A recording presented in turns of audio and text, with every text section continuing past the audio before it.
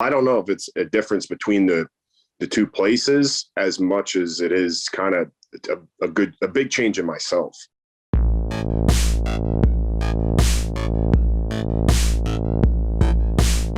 What's been up, man? How are things with you, and how excited are you for the pay-per-view? Everything's really good, man. Excited for a new year, 2022. I mean, I had a hell of a 2021, man. Came back to wrestling, went to Impact, done a lot there, and just starting the new year off with a bang. Super excited for Saturday.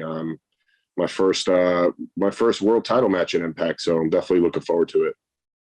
It's crazy that on our site, we are making all of these compilation or the year-end lists. And when it comes to the best returns of the year, 2021, it's you and CM Punk. So, I mean, how... Holy God. That's some crazy company to be in. I'm going to go ahead and give him the award on that, but it's cool to just even be in that category. That's dope. Fantastic, man.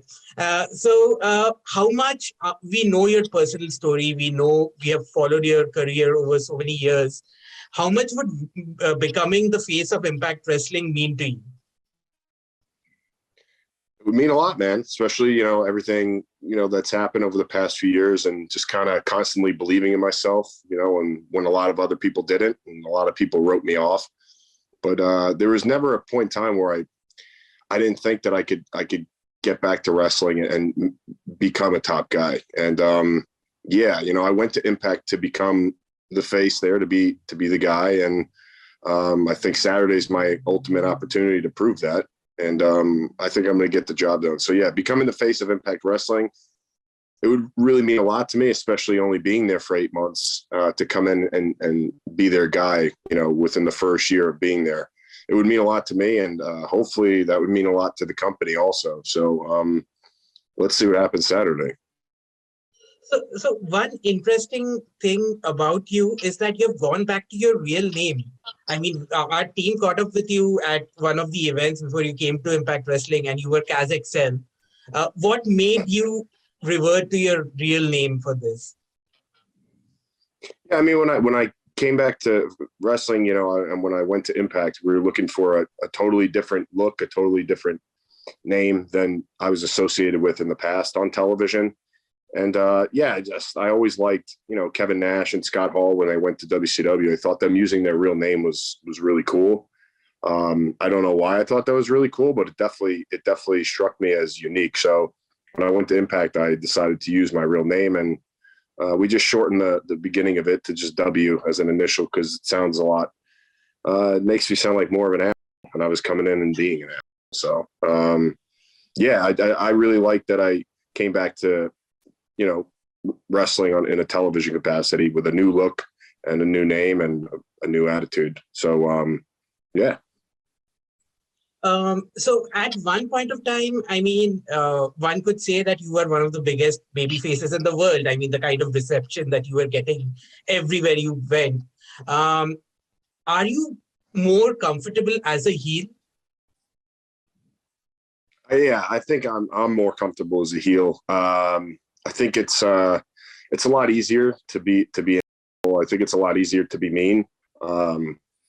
It's really hard nowadays to be a babyface, because no matter how many people like you, there's still going to be certain people that want to stand out, and they're not going to like you because liking you is what everybody else does. So they think they're cool. So you're constantly getting attention in a negative capacity, and you can't respond to it because you're a babyface.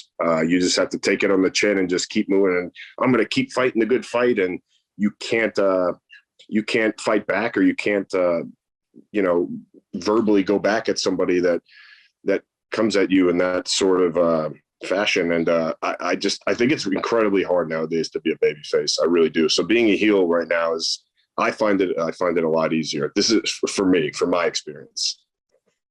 So I mean, having said that, how do you think Cardona is able to connect with fans so naturally? I think something that Cardona has that can't be taught is passion. It's the one thing in wrestling. You could teach people how to do moves. You could teach people how to lift weights. You could teach people how to do an entrance. You can't teach somebody passion. And I think the fans really appreciate passion. And you could see it in everything that Cardona does. And, you know, even in his backstory, you know, he's been a huge fan his whole life. I think that's something that's extremely underrated that connects with fans, is passion. You cannot teach it. And no matter how hard someone tries to pretend they're passionate, it's not organic. And people behind the television screen at home know something's not right. They can't pinpoint what it is, but they know something's not right. It's that passion. So Cardona connects because he has that passion. And that's something, like I said, it can't be taught. And, you know, it really does separate the stars from the people that could potentially become stars, but don't. And you can teach that, like you said. Exactly.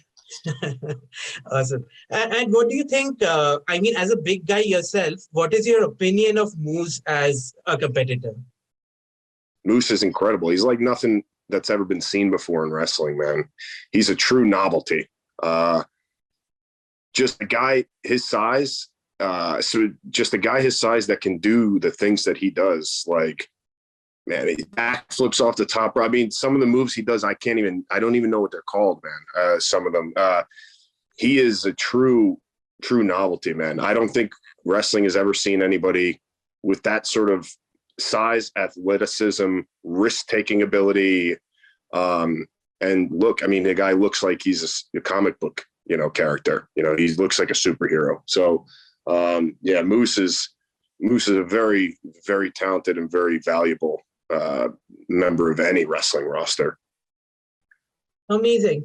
So you work for the biggest wrestling company in the world, but you seem a lot more comfortable here at Impact Wrestling. So what are some of the differences that you see between Impact Wrestling and WWE? I think the one thing was it was on me, man. I really needed to get healthy, get sober, and get in a better state of mind. I think a lot that was holding me back in the past was just my internal struggle, and just I didn't even really know who I was. I had a very low in confidence, even though it may seem like on TV I was very confident, extremely insecure, wasn't confident whatsoever. And I think it just took time away from wrestling for me to kind of be more comfortable with myself as a human being first. And then it helped me become more confident as a performer. So I don't know if it's a difference between the two places as much as it is kind of a big change in myself.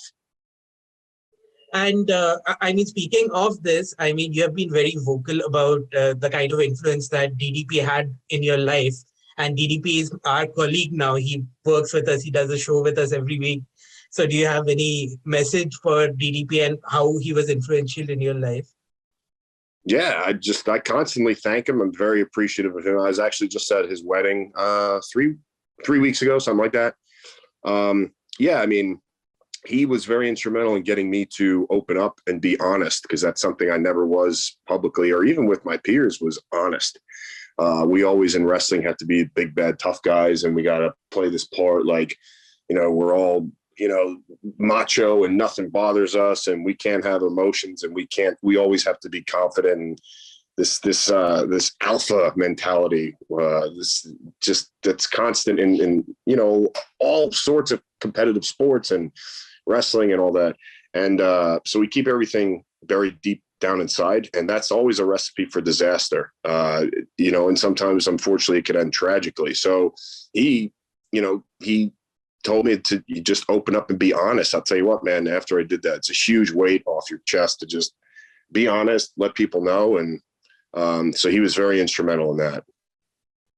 All right. So, I mean, let me ask a few questions that a lot of our readers wanted to know about. Do you think there is a place for Enzo in wrestling going forward? Yeah. I think there's a place for Enzo in any sort of entertainment. He's incredibly talented. One of the best, you know, verbal performers, you know, probably ever in wrestling. He has it. There's no doubt about that. He has it. And yeah, I think there's a spot for him in any walk of entertainment, but in wrestling, yes, there's a spot for Enzo because he's very unique. And again, kind of like Moose, he's a novelty. he has so many gifts that just, again, can't be taught, man. So he's a very, very valuable asset for whatever company or brand or wherever he ends up in his life. So there's definitely a spot for him for sure. Has there been any talk of potentially bringing him to Impact Wrestling, or have you pitched it? There hasn't been talks.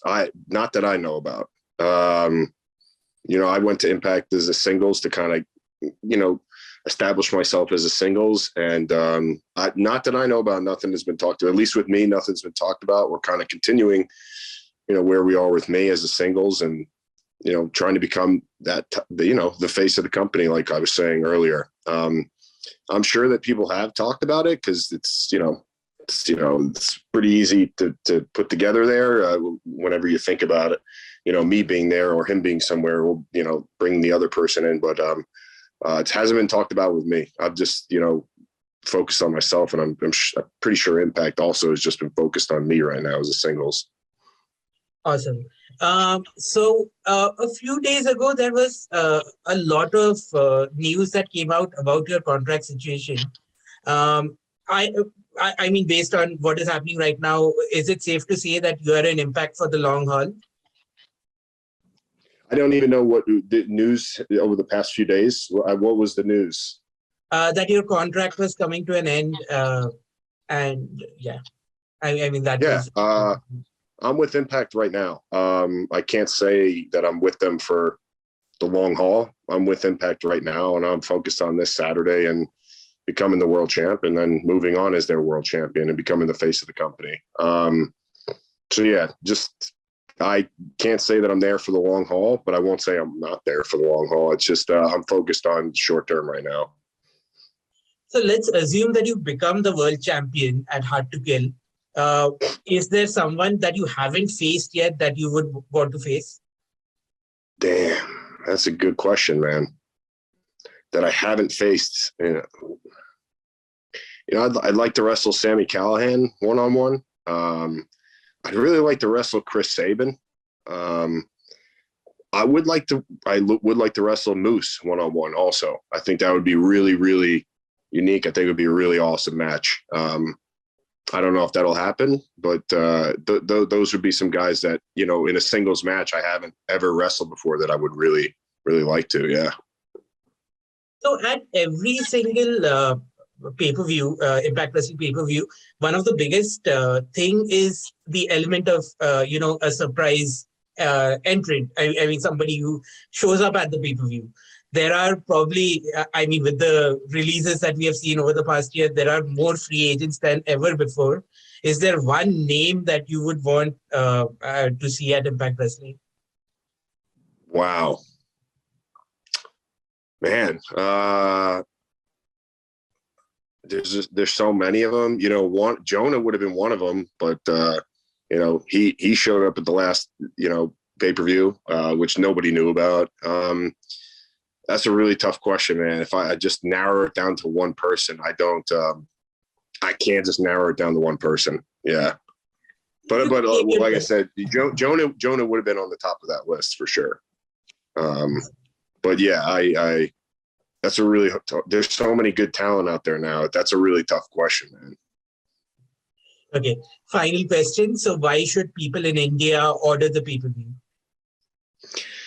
Because Impact Wrestling is, I think in terms of in-ring product, it might be the best wrestling in the world right now. I think there's so many good matches on the card. You have everything from, Ultimate X matches, involving the knockouts, to a Texas death match with the knockouts, to, 3, superstar quality main eventers, in the world title match for the Impact World title. I think Impact Wrestling is just always delivering. I don't think they ever have a dull show, a dull night. They rarely do. They always knock it out of the park. So you're going to get your money's worth, and you're going to be entertained for 3 hours. It's going to be a really good show. And I think especially being in front of a new crowd in Dallas, those fans are going to be on fire, and that definitely translates through the TV screen, which also makes the show a lot more exciting. I think it's a must see pay-per-view this year. Not just saying for January, for the entire year. Thank you so much for your time. Best of luck, and let's hope you become world champion. Oh, thank you very much, man. Appreciate it.